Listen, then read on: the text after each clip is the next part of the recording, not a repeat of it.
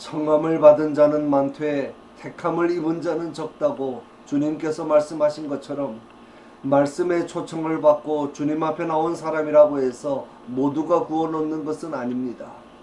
예수님은 말씀을 듣고 주님 앞에 나오는 사람들을 네 종류로 구분하셨습니다. 길가와 같은 마음을 가진 사람, 돌밭 같은 마음을 가진 사람, 가시떨기 같은 마음을 가진 사람, 좋은 땅과 같은 마음을 가진 사람입니다. 그러나 이 중에 앞에 세 종류는 구원과는 상관이 없는 사람들입니다.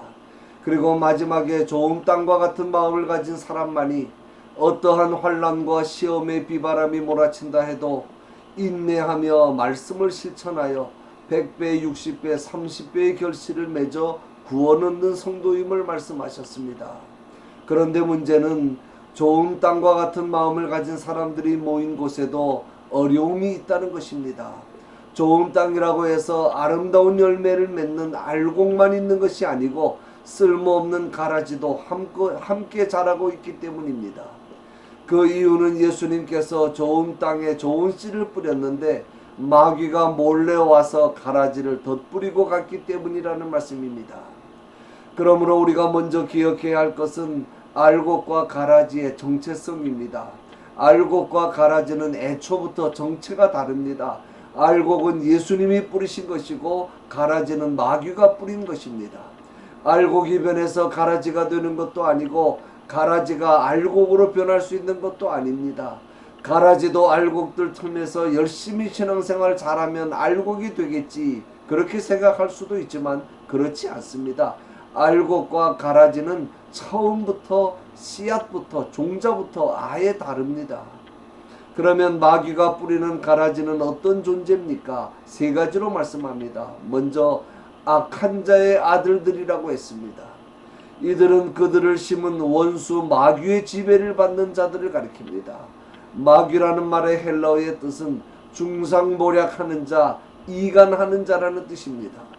그러므로 악한 자의 아들들인 가라지도 남을 중상모략하고 비방하고 이간하는 마귀의 지배를 받아 그대로 행하는 것입니다. 둘째로 가라지는 그 나라에서 모든 넘어지게 하는 자라고 말씀합니다. 순진한 성도들을 유혹해서 죄를 짓게 만들고 여러 가지 방법으로 상처를 주어서 신앙생활에서 실족하게 만드는 자들을 가리킵니다. 셋째는 불법을 행하는 자들이라고 했습니다. 불법을 행하는 자들이 어떤 자들인지에 대해서는 산상수훈에서 자세히 말씀합니다. 그날에 많은 사람이 나더러 이르되 주여 주여 우리가 주의 이름으로 선지자 노릇하며 주의 이름으로 귀신을 쫓아내며 주의 이름으로 많은 권능을 행하지 아니하였나이까 하리니 그때에 내가 그들에게 밝히 말하되 내가 너희를 도무지 알지 못하니 불법을 행하는 자들아 내게서 떠나가라 하리라. 겉으로는 주님의 이름을 내세우고 주님의 영광을 위해서 일하는 것처럼 하면서 많은 일을 했지만 속으로는 그리고 결과적으로는 모든 일을 하나님의 뜻대로 하지 않고 자신의 뜻에 따라 자신의 이름을 나타내고 자기 유익과 욕심을 채우기 위해서 일하는 사람들이 바로 불법을 행하는 자들이라고 하는 말씀입니다. 그런데 중요한 문제는 이러한 가라지들이 세상 끝이 가까울수록 점점 더 번성하고 있다는 것입니다. 뿐만 아니라 이러한 가라지들 때문에 많은 알곡들이 유혹을 당하고 상처와 피해를 입고 있습니다. 예수님도 가라지들이 얼마나 많은 독성을 가지고 알곡 신자들을 괴롭히고 해를 끼치는지 잘 알고 계십니다. 이런 가라지들을 어떻게 하면 좋겠습니까? 왜 하나님께서는 알곡들에게 많은 피해를 주는 가라지들을 뽑아버리지 않고 번성하도록 그냥 내버려 두실까요? 가라지들을 다 뽑아버리고 알곡들끼리만 모여서 예배하고 교제하면 얼마나 좋겠습니까? 그런데도 주님은 가라지들을 뽑아버리지 말고 그냥 놔두라고 하십니다. 그 이유가 몇 가지 있습니다. 첫째, 가라지를 뽑다가 자칫하면 알곡까지 다칠 우려가 있기 때문입니다. 여기에서 가라지는 헬라어로 지자니아라고 하는데 우리말로 하면 독볼입니다. 그리고 곡식은 더 윗 밀입니다. 그런데 팔레스타인에서 자라는 독보리와 밀은 생긴 모양이나 크기가 너무 비슷해서 이삭이 나올 때까지는 잘 구분이 안 됩니다. 그리고 이 지자니아, 이 가라지는 뿌리가 아래로 깊이 박히는 것이 아니라 옆으로 넓게 퍼져서 밀의 뿌리와 엉켜버립니다.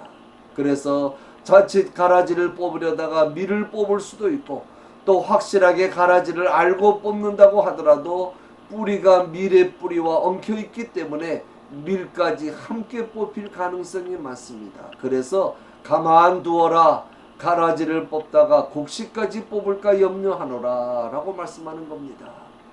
하나님은 악마 같은 인간 10,000명보다 의인 한 사람 상하는 것을 더 염려하십니다. 가라지 10개를 뽑는다 하더라도 알곡이 하나라도 다쳐서는 안 된다는 것입니다. 지금은 영양분을 빼앗기고 손해를 보는 억울함과 불편함이 있지만 그것을 겪더라도 알곡은 다치게 할 수 없다는 것이 주님의 마음입니다.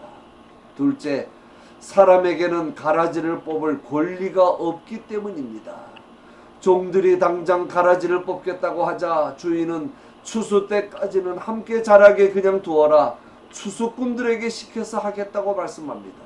이 말씀은 가라지를 뽑는 일은 종이 할 일이 아니며 주님께서 정하신 때에 추수꾼들을 통해 직접 하시겠다는 뜻입니다. 인간은 아무도 알곡과 가라지를 정확하게 판단할 수 없습니다. 가라지와 밀이 모양이 비슷하기 때문에 이삭이 여물기 전에는 농부조차도 가려내기 어려운 것처럼 죄와 악을 가린다는 것이 결코 쉽지 않습니다. 그러므로 참 조심해야 됩니다.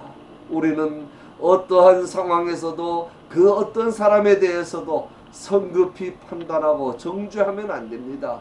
우리는 심판주가 될 수 없습니다. 심판의 시기나 방법은 하나님께서 정하십니다. 그때까지는 모든 것이 섞여 있습니다. 양과 염소가 섞여 있듯이, 알곡과 가라지가 섞여 있듯이 의인과 악인이 섞여 있습니다. 우리 눈으로는 구분할 수 없습니다. 그러나 세상 끝에 주님께서 천사들을 시켜서 분명하고 정확하게 가리실 것이고, 그때 영생과 영벌에 돌이킬 수 없는 갈림이 있을 것입니다. 이것이 바로 종말적인 심판입니다. 셋째, 알곡을 연단시키기 위해서입니다. 가라지와 함께 한다는 것은 알곡으로서 굉장히 괴롭고 어려운 일입니다. 그러나 그것도 긍정적이고 유익한 면에서 받아들여야 합니다. 주님의 관심은 가라지가 아니라 알곡이기 때문입니다. 선한 사람은 비록 악한 사람들 틈바구니에 숨겨져 있는 것 같아도 그 선은 언젠가 반드시 나타나게 될 것입니다. 뿌리가 다르기 때문입니다. 하나님의 사람은 어디까지나 하나님의 사람입니다. 비록 미약하고 비실비실한 것 같아도 근본적인 종자가 다릅니다. 알곡 주변에 가라지가 왜 있습니까? 주님께서는 알곡이 가라지 때문에 고통당하고 상처받고 실족할 위험성까지 있는 것도 다 아시면서 왜 그냥 내버려 두십니까? 있어야 하겠기에 있는 것입니다. 가라지 때문이 아니고 알곡 때문입니다. 바로왕의 마음을 완악하게 만들어서 하나님의 백성들을 연단하는 도구로 쓰신 것처럼 주님은 오늘도 우리의 신앙 유익을 위하여 가라지를 허용하시는 것입니다. 결론입니다. 본문의 결론으로 주님께서 말씀하십니다. 그때의 의인들은, 여기 의인들은 알곡 교인들을 가리킵니다. 그때의 의인들은 자기 아버지 나라에서 해와 같이 빛나리라. 귀 있는 자는 들으라. 의인, 즉 알곡의 특징은 듣는 귀를 가졌다는 것입니다. 듣는 귀는 열심히 듣고 빨리 깨닫고 즉시 순종하는 귀입니다. 그래서 삶 속에서 아름다운 열매를 많이 맺습니다. 반면에 가라지는 선택적 청각을 가지고 있습니다. 들어야 할 말은 듣지 않고 듣고 싶은 말만 듣습니다. 그래서 선한 열매가 아닌 자기 자랑의 열매만 잔뜩 맺는 것입니다. 날마다 듣는 귀를 가지고 말씀에 순종하는 삶을 삽시다. 그리하므로 우리 모두 주님 앞에 서는 그날 주님의 나라에서 해와 같이 빛나는 영광과 축복을 다 누리시는 저와 여러분이 되시기를 주님의 이름으로 간절히 축원합니다.